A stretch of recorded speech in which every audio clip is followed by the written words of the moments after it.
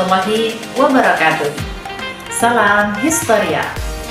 Bertemu kembali dengan Ibu Setianingsih pada mata pelajaran sejarah KCF kelas 11. Pada hari ini kita akan membahas salah satu materi kebijakan kolonialisme di Indonesia, yaitu sistem tanam paksa atau yang disebut kultur Stelsel terjadi pada tahun 1830 sampai 1870. Tujuan pembelajaran adalah siswa dapat mendeskripsikan sistem tanam paksa di Indonesia serta dampak yang dirasakan oleh bangsa kolonial maupun bangsa Indonesia itu sendiri. Mengawali pembelajaran hari ini, adakah Ananda yang tahu dengan sebuah tulisan yang terpampang di pintu-pintu perkantoran Belanda yang bertuliskan Verboden, Voorhonden, en Inlanders. Mari kita pikirkan sejenak, apa maksud Belanda mengatakan tulisan yang seperti itu? Anjing dan pribumi diibaratkan adalah mereka makhluk yang memiliki martabat yang paling rendah. Anak-anak hebat semua, tahukah Ananda apa itu sistem tanam paksa? Apakah sama dengan kerja paksa? Sistem tanam paksa adalah suatu kewajiban yang dijalankan rakyat untuk menanam jenis tanaman yang laku di pasaran Eropa. Dalam hal ini, rakyat harus menyediakan tanahnya kurang lebih 20% kepada pemerintahan kolonial Belanda untuk ditanami tanaman ekspor. Sistem tanam paksa dipimpin oleh Gubernur Jenderal Johannes van den Bos. Sistem tanam paksa ini dilaksanakan di Indonesia dan dilatar belakangi beberapa kondisi seperti Belanda mengalami kas negaranya kosong. Yang kedua, hutang Belanda sangat banyak. Ini terjadi salah satunya karena perang Diponegoro yang menguras kekayaan. Ketiga, Belanda mengalami krisis ekonomi pasca kejayaan Napoleon Bonaparte. Yang keempat, kegagalan politik liberal. Tanam paksa bagi Belanda yaitu untuk meraih keuntungan sebesar-besarnya dan untuk mengatasi krisis ekonomi yang terjadi di negara Belanda. Aturan tanam paksa ada beberapa yang meliputi.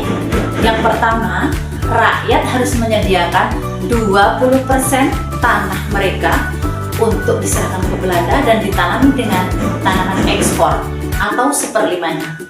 Yang kedua, waktu bekerja mereka tidak akan melebihi waktu mereka bercocok padi di sawah.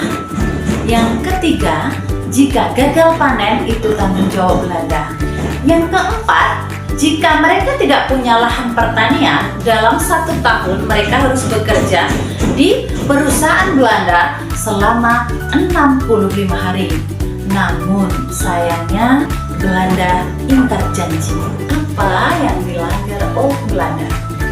Pada aturan pertama, Belanda menyuruh rakyat pribumi menyediakan tanah 20%. Tetapi pada kenyataannya, kolonial Belanda meminta tanah yang lebih dari 20%, bahkan hingga sampai 60-70%. Yang kedua, gagal panen sesuai ketentuan pertama yaitu tanggung jawab Belanda. Ternyata itu hanya omong kosong. Rakyat pribumi yang gagal harus mengganti tanaman mereka dengan pajak dan upeti yang harus dibayar kepada Belanda.